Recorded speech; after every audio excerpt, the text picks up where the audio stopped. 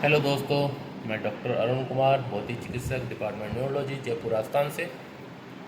आज एक सत्य कहानी सुनाने जा रहा हूँ। एक गांव था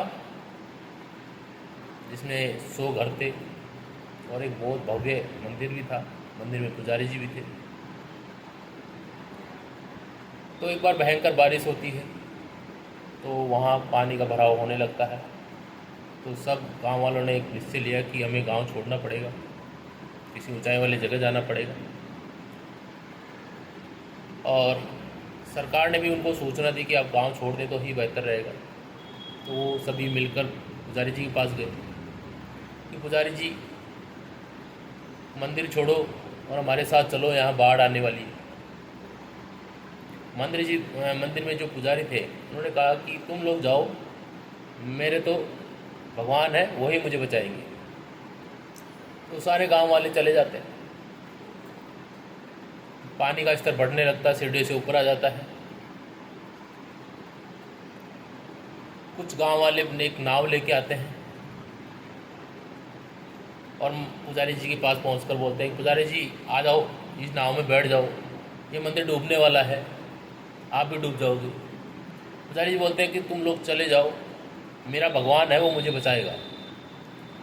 गांव वाले खूब विनती करते हैं लेकिन पुजारी जी के टस से मस नहीं होती है। गांव वाले थक कर हार कर चले जाते हैं। फिर सरकार के द्वारा एक हेलीकॉप्टर भेजा जाता है। मंदिर डूबने वाला होता है और पुजारी जी गुंबद के चिपके हुए होते हैं। हेलीकॉप्टर में से जो बचाने वाले होते हैं वो बोलते हैं कि आ जाओ, इस हेलीकॉप्टर में बैठ जाओ, अब ये मंदिर डूबने वाला है, आप डूब के मर जाओगे। पुजारी जी बोलते हैं, मैं तुम्हारे इसमें हेलीकॉप्टर में नहीं बैठूंगा, मुझे तो मेरे भगवान ही आके बचाएंगे, तभी मैं जाऊंगा। हेलीकॉप्टर वाले बहुत कोशिश की, बहुत मेहनतें की, लेकिन पुजारी जी टस से मस नहीं हुए और आखिरकार हेलीकॉप्टर वाले थक के चले जाते हैं। मंदिर डूब जाता है, पुजारी जी डूब जाते हैं।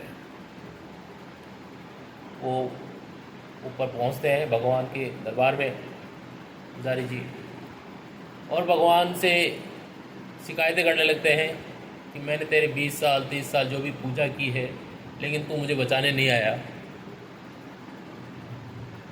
तो भगवान क्रोधित हो जाते हैं कि बोलते हैं, मैंने तो तेरी सेवा के लिए कई बार प्रयास की, गांव वालों को भेजा, एक बार नहीं 2 बार भेजा, नाव के साथ भेजा, फिर दोबारा मैं हेलीकॉप्टर के द्वारा आया, लेकिन तुझे समझ में नहीं आया।